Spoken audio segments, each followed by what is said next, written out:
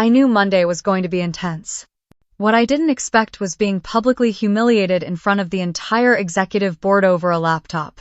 The room was already tense. Everyone was prepping slides, sipping their third coffee, adjusting collars. I walked in, calm, composed, with my personal laptop tucked under my arm, the same one I had used to build the core prototype of our product. The same one that saved our last pitch from falling apart. The same one that carried 6 months of late nights, missed birthdays, and caffeine-coated miracles. But Trent Calder, a brand new CEO, didn't care about any of that. He took one look at my laptop, stood up from his overpriced ergonomic chair, and said with a voice colder than steel, "That device is not LuxScore approved.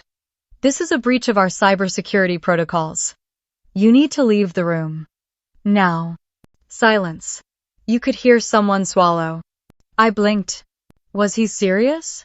Right before our $80 million product demonstration? I opened my mouth to speak, to explain, but his glare shut that down immediately. He didn't want context. He wanted control.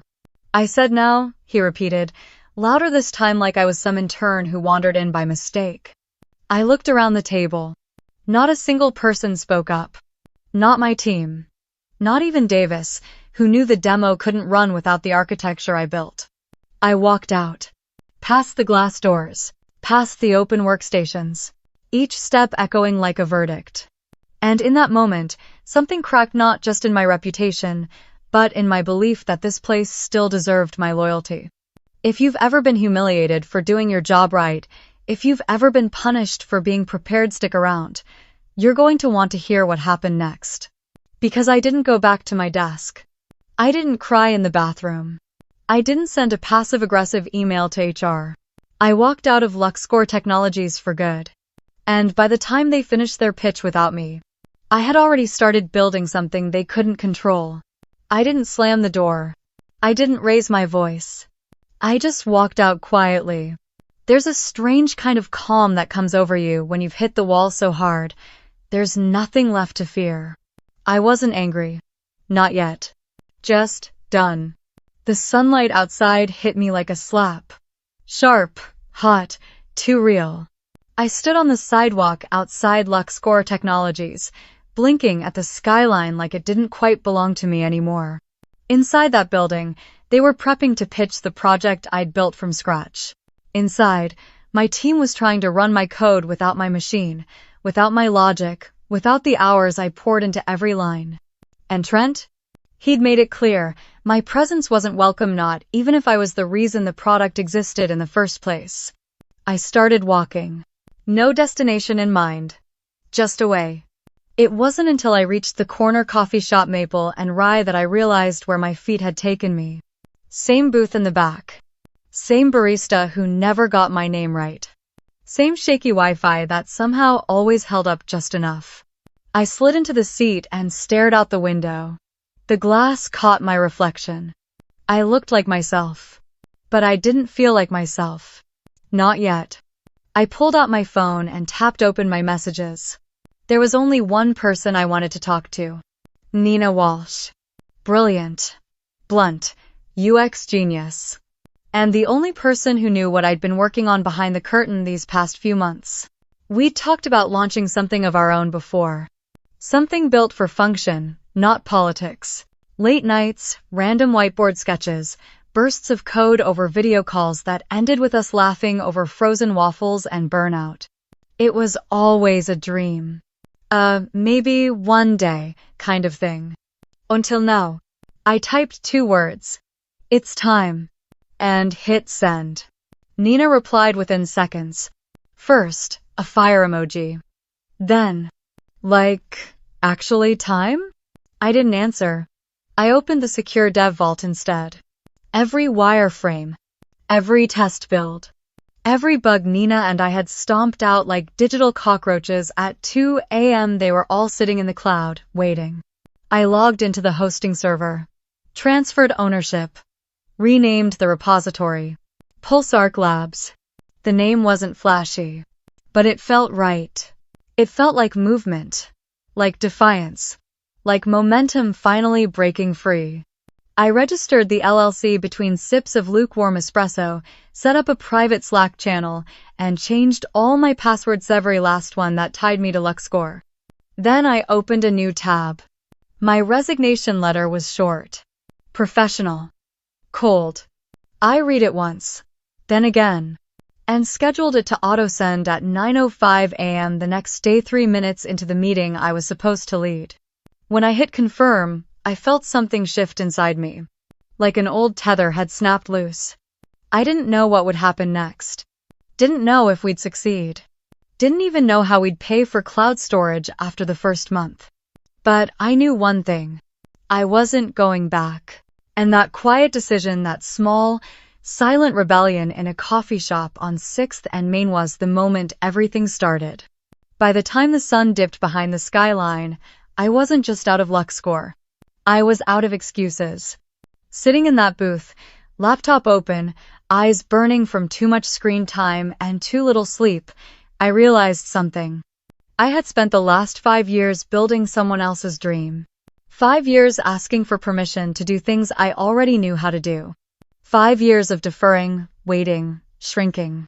No more. The first thing I did was change the access keys to the dev vault. Locked every project branch behind two-factor authentication. Then I scheduled a full data wipe of my LuxScore-issued laptop effective at midnight. It felt surgical. Clean. Like cutting out a tumor. Nina joined our new Slack channel with a gif of a rocket launch and the message. I'm scared. Let's go. We weren't starting from nothing. Pulsarc wasn't just an idea. It was a living, breathing prototype cobbled together on weekends, fueled by takeout and blind optimism. I pushed the latest build to a private cloud, restructured the logic tree, and finally fixed that annoying segmentation bug Nina had been cursing for weeks. Then I wrote the resignation letter. It wasn't poetic. It didn't rage or accuse. Just one clean page. Subject line, contingency, activated.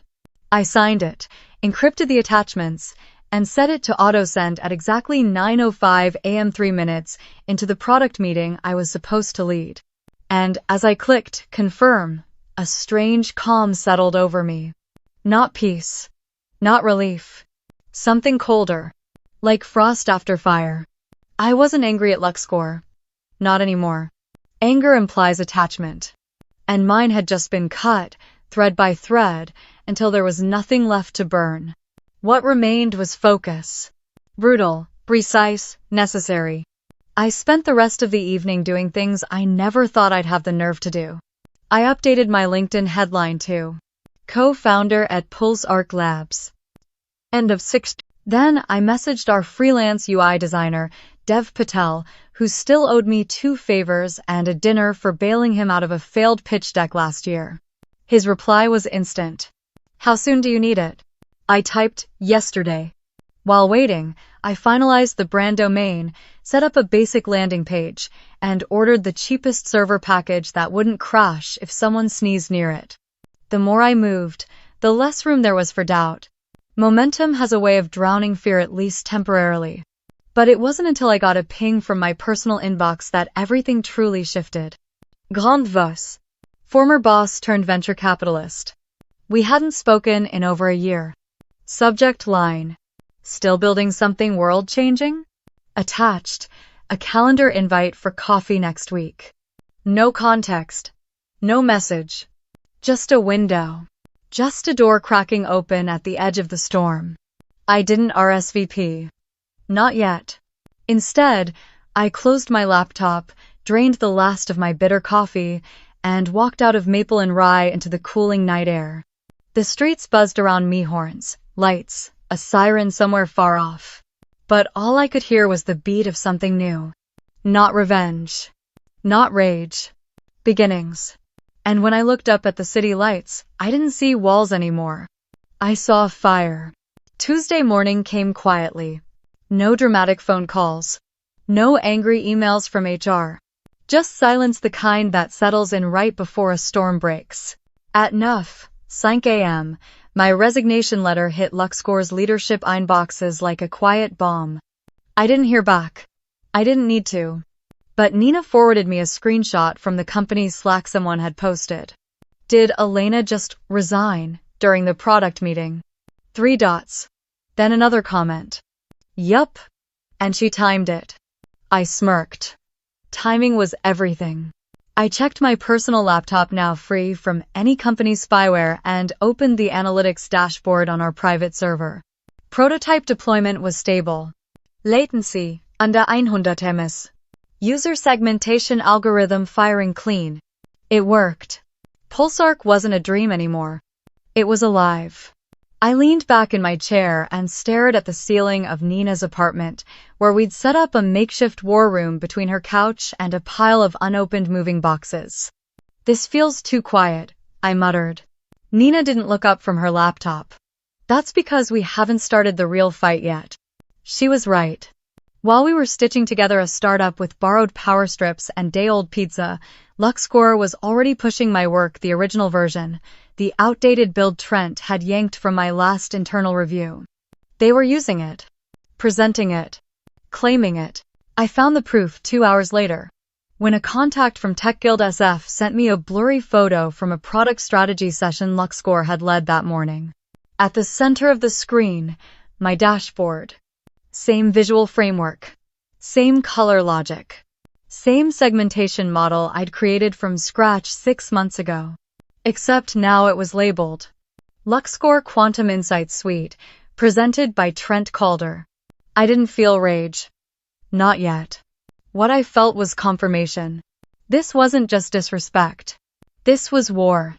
And they had fired the first shot before I even left the building. I closed the photo and opened my browser. I needed leverage. An edge. That's when I remembered Blue Wave Industries. A mid-sized firm with deep funding, quietly expanding their market intelligence unit.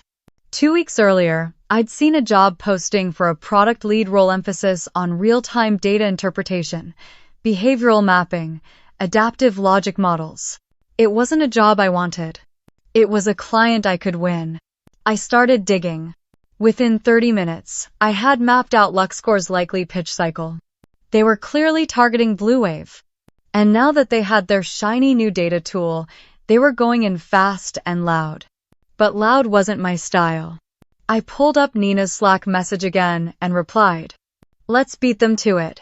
No pitch decks, just proof. She answered with 3 words. You're reading my mind. We weren't going to fight them on paper.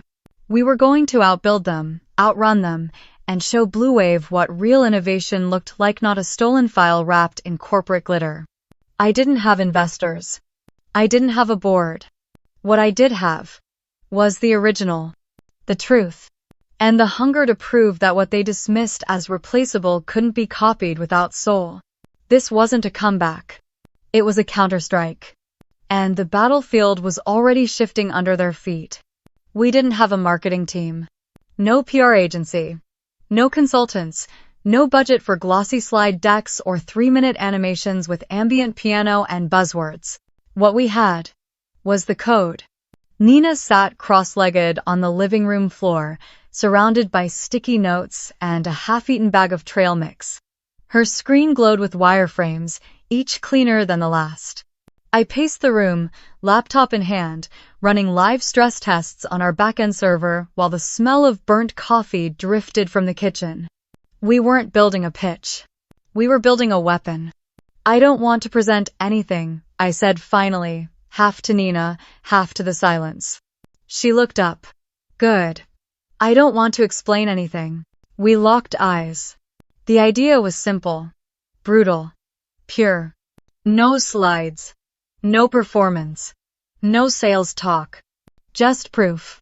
We'd show the product. Let it breathe, let it run, let it speak. Because Blue Wave didn't need another pitch. They needed a solution. And we had one. So we started stripping everything down. No fluff. No filler. We tore apart the interface and rebuilt it from the perspective of someone who didn't have time to learn it. Removed every unnecessary click. Merged menus. Simplified the logic tree. We asked one question over and over again. If someone opened this tool under pressure, in a meeting, in front of their boss, what would they need? The answer: clarity, speed, stability. Nina rewrote the user onboarding flow so it took less than 90 seconds from login to insight. I ran simulations to ensure load times never exceeded 300 milliseconds, even with dirty data. This wasn't about making it pretty. It was about making it undeniable. The kind of product that made your jaw tighten when you realized your team had wasted 6 months on something half as functional. Around midnight, I pulled up our working prototype and let it run. Live feed. Dummy data. Real-time segmentation based on the models Blue Wave had published in their latest white paper. It worked. It really worked. No lags, no errors. Just output. Fast and clean. I watched the clusters shift on screen as the logic engine adapted on the fly. It felt like watching something come alive. Nina glanced over my shoulder. You think it's enough? I didn't answer right away. Because the truth was, it didn't matter if it was enough. We weren't playing their game anymore. We weren't waiting for a seat at their table. We were flipping the damn table and putting the solution in front of them before they even knew they needed it. I looked at her. I think it's more than enough. She smiled, but it wasn't relief. It was readiness. The kind of calm that only comes when you know you've done everything you can and the rest is out of your hands. Our prototype didn't have a tagline. It didn't have a voiceover. But if it did, it would have said this: we don't pitch. We deliver. And that was the only line that mattered. It turns out, when you stop asking for permission, the right people start showing up. We didn't send out a press release. We didn't make noise on LinkedIn. But somehow, the signal still got out. The first message came from a name I hadn't seen in months: Liu Zhang, former senior data architect at Blue Wave. Now a freelance strategist consulting for 3 Fortune 500s, a few stealth mode startups, and, according to his last email signature, a sustainable tea company in Oregon. Leo had always been sharp, direct, and allergic to nonsense. The kind of guy who would say, "Your logic tree's bloated," as casually as asking for coffee. His message was short. Heard whispers about what you're building. You still allergic to NDAs? I smiled and typed back. Only if they smell like Trent Calder. O's. 5 minutes later, we were on a call. Leo didn't waste time. You targeting Blue Wave? I hesitated. Because if you are, he continued, you better know they've been dancing with LuxScore for 2 weeks now. That stung, but it didn't surprise me. They've seen your work, he said. Just not from you. I exhaled. I figured. Leo paused. Then, you still have that adaptive segmentation model? The one Trent called too niche to prioritize? My spine straightened. We rebuilt it. End of section. Send it to me. He didn't ask about decks or timelines. He didn't say he could guarantee anything. Just send it. Nina raised an eyebrow when I told her. You trust him? I nodded. He's blunt, not stupid.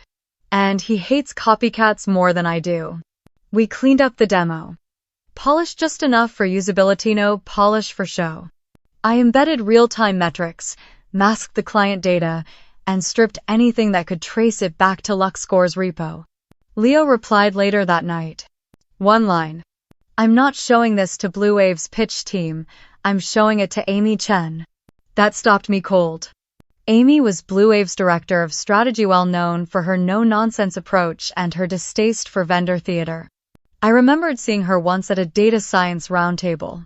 She'd dismantled a VC-backed analytics pitch in 5 minutes flat with nothing but 3 pointed questions and a raised eyebrow.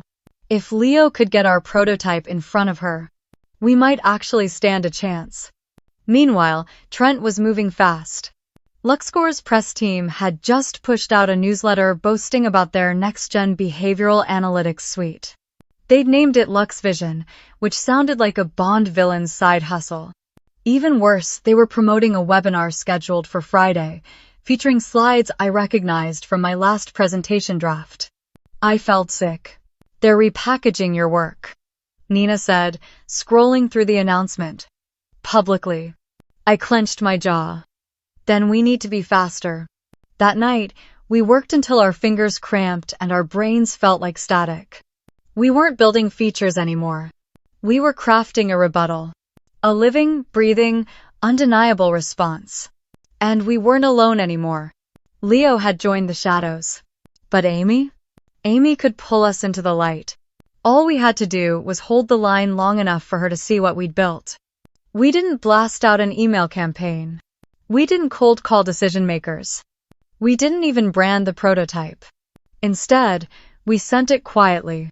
Leo dropped it directly into Amy Chen's inbox. No pitch, no preamble. Just a simple note. This solves the segmentation gap. No slides, no meetings, just click. We didn't hear anything for 24 hours. Then 48. By hour 72, Nina was pacing our tiny shared office with her laptop tucked under one arm and a granola bar clenched between her teeth. This was too subtle, she muttered. I didn't respond. Because I wasn't sure if she was wrong. We had put everything into that prototype. Every bug we squashed. Every late night fueled by microwaved leftovers and unspoken frustration. Every single ounce of silence we endured while watching our work be paraded under someone else's name. And now? All we could do was wait. On the third afternoon, my phone buzzed. Unknown number. No voicemail. Just a follow-up text. Amy saw it. Wants a conversation. Tomorrow. No pitch. Just walk her through what it does. I read it 3 times. Then again. Then I just stood there, frozen in the middle of the apartment, one hand gripping the kitchen counter, the other still holding my phone like it might vanish. She saw it, I said out loud. Nina looked up. Amy? I nodded. She didn't scream. Neither did I. We didn't high-five or jump or cry. We just paused. There's a kind of quiet that only comes when a door creaks open. Not all the way. Just enough to glimpse the light behind it. That night, we didn't prep slides. Didn't build a deck. Didn't practice transitions or intros or marketing speak. We ran the product. We stress-tested the workflow. We wrote out answers to every possible question Amy might throw at us. Then deleted most of them. Because this wasn't going to be a performance. It was going to be a conversation.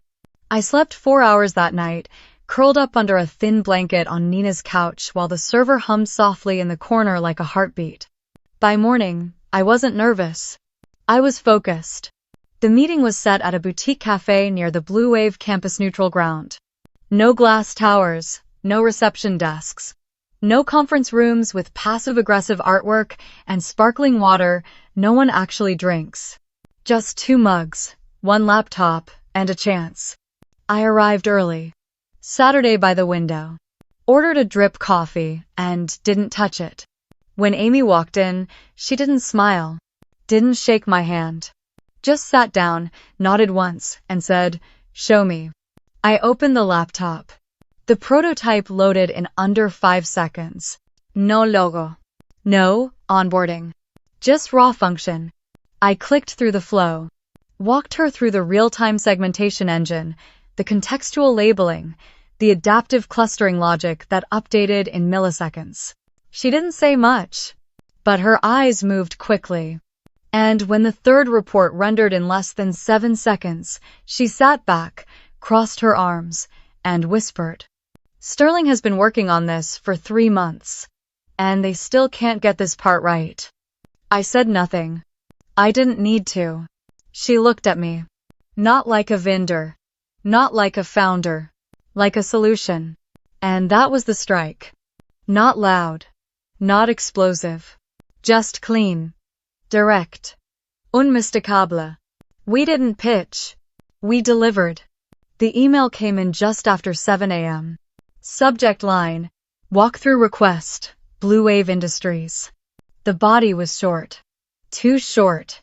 Amy has reviewed your prototype. She'd like a formal walkthrough this Thursday at 2 p.m. You'll have 45 minutes. No presentation slides required. I read it 5 times before the words really sank in. Then I stood in the middle of our makeshift office, staring at Nina like she'd just handed me a winning lottery ticket and a loaded grenade. She wants a walkthrough, I whispered. Nina looked up from her laptop, blinking hard. Wait, what? As in, now? As in Thursday. 2 o'clock. There was no screaming, no cheering. Just a quiet moment of realization. A tectonic shift under our feet. This wasn't a maybe anymore. We were in the room. The room that mattered. We had 48 hours to prepare. 2 days to compress months of frustration, obsession, failure, and defiance into something that could hold up under the weight of real scrutiny. So we shut down everything else. Emails. Socials. Even the group chat with Ravi, who had been helping us on back-end optimization from Berlin. All notifications off. Tunnel vision on. We ran the product until our eyes blurred. Fixed 3 memory leaks. Rebuilt the onboarding flow from scratch. Added a collapsible report view for non-technical users. Amy's team, most likely. Nina drew the logic map on the whiteboard 4 separate times before we settled on a single clean path. I practiced answers to every technical question I could imagine. What I didn't practice was what to wear. It wasn't until we jumped on a short tech check call with Amy's assistant Elena that the choice became clear. At the end of the call, after confirming screen share settings and security protocols, Elena paused. Almost like it was an afterthought, she said. Just so you know, Miss Chen prefers practical attire. We've had a few overdressed peacocks lately. Nina grinned from across the room. You're wearing the jeans, aren't you? I didn't hesitate. You're damn right I'm wearing the jeans. The same pair I wore the day Trent kicked me out of LuxScore's conference room. The same pair that carried hours of code, rejection, exhaustion, and this quiet fire that still hadn't burned out. By the time Thursday came, I wasn't nervous. I was ready. The elevator ride to the 27th floor was quiet, except for the rhythmic buzz of fluorescent lights and the sound of my own breath in my ears. Nina gave my shoulder a firm squeeze. Don't forget to breathe. Breathing's optional, I said. Delivering isn't. All main. We stepped into Blue Wave's executive wing, all glass, steel, and restrained elegance. The kind of place where nothing was out of place, not even the silence. Amy was already in the room when we arrived. She didn't stand, didn't smile, just nodded, answers low, direct, assessing. Her team flanked her, silent but alert. Tablets ready, eyes sharp. There were no handshakes. No warm-up questions. Just the expectation of substance. I opened my laptop. Screen mirrored. Prototype loaded. And I began. Not a pitch. Not a performance. A conversation. A demonstration of what happens when you stop waiting to be invited and start showing up with answers. This was the room they said I didn't belong in. But I wasn't just in the room. I was the room. The silence after the walkthrough was almost louder than the presentation itself. Amy closed her tablet, looked up at me, and simply said, "We'll be in touch." No handshake. No feedback. No performance review. Just that. I nodded, thanked her team, gathered my laptop, and walked out of Blue Wave HQ without looking back. I didn't know what that meant, but I knew what it didn't mean. It didn't mean no. That night, Nina and I sat in the apartment in total silence, the air thick with caffeine and barely contained adrenaline. She finally broke it. You think we made a dent? I stared at the wall for a beat, then said quietly, if we didn't, there's no dent to make. The next morning, my phone buzzed. Not from Blue Wave. From Ravi, our back-end wizard in Berlin. Yo. Just saw Sterling's live webinar replay. Your old slide deck crashed twice, and Calder looked like he was about to bite someone. Attached was a screen grab of Trent Calder mid-sentence, frozen in digital purgatory, mouth half open, eyes confused probably because the dataset hadn't loaded. I felt nothing. No thrill. No vengeance. Just a quiet, hollow kind of justice. They were fumbling. And the timing couldn't have been worse for them. Because while Sterling scrambled to patch together a half-baked demo, we had momentum. That same afternoon, I got another email. This time from Jordan Mendez, a junior reporter at TechSparks magazine. Subject: Heard you just crashed a corporate monopoly. Want to talk? I blinked, then reread it. Jordan wasn't some social media fluff writer.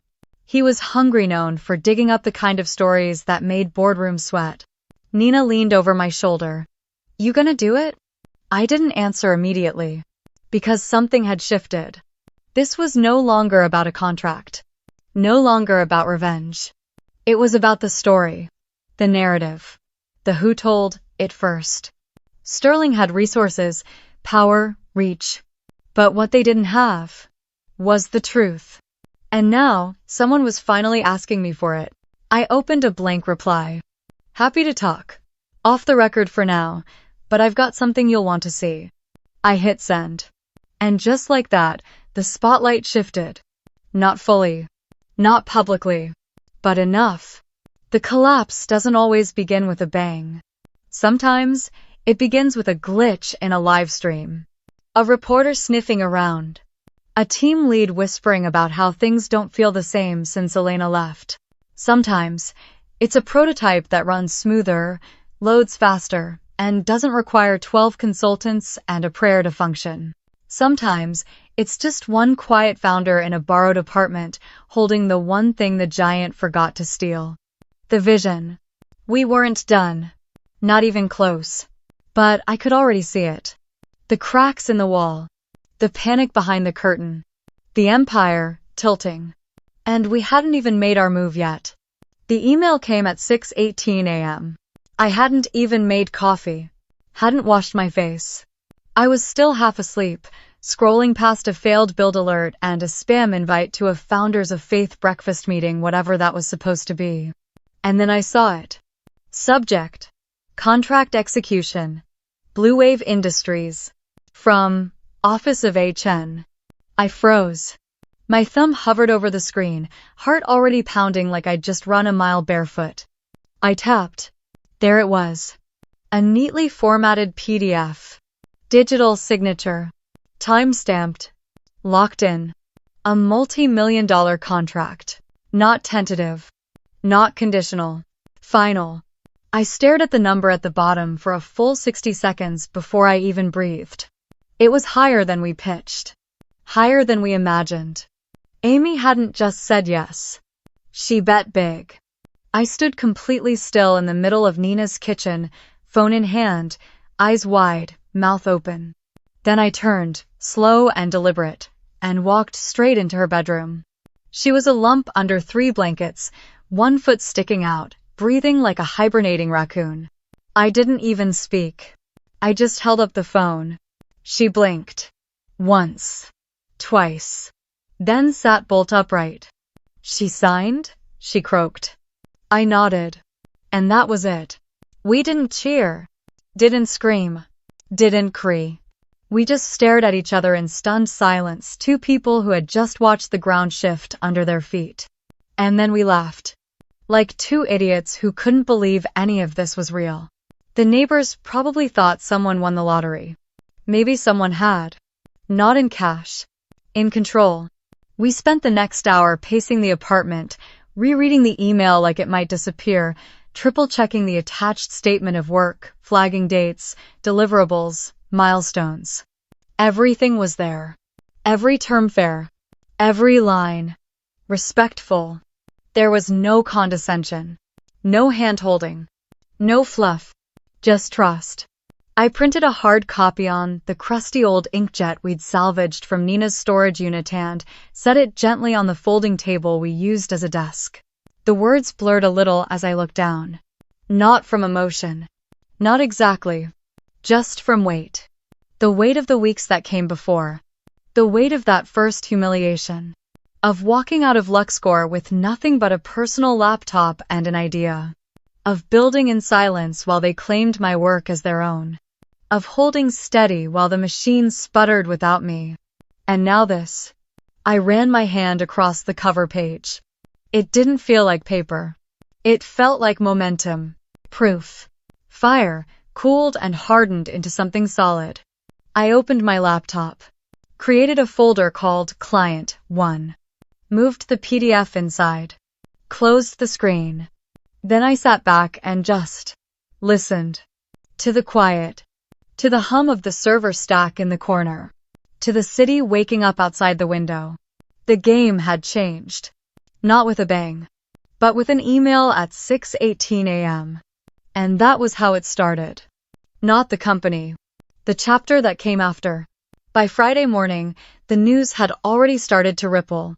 It began quietly, a retweet from a small tech account. Then a post from a mid-tier VC with 30K followers. Then a thread from Jordan Mendez, the TechSparks reporter who had reached out earlier. He'd gone quiet after our off-the-record chat. Until now.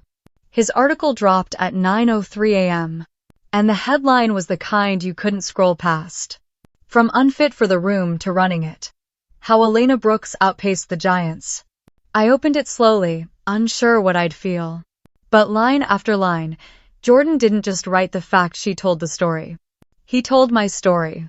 The humiliating exit. The silent build. The contract with Blue Wave. The way we refused to pitch and just delivered. He didn't embellish. He didn't need to. Because the truth was already loud. By noon, it had over 40,000 shares. By 2 p.m., my inbox was flooded reporters, former colleagues, 3 venture firms I'd never heard of, and a woman from an AI ethics board who said my approach to principled design restored her faith in the industry. But the message that made me really stop came from a number I hadn't saved. It was a photo. Blurry. Clearly taken in a hurry. Trent Kelder. Standing in LuxScore's glass-walled break room. Holding a printed copy of the TechSparks article. His mouth slightly open, tie crooked, posture stiff like someone had just slapped him with a subpoena and an existential crisis at the same time.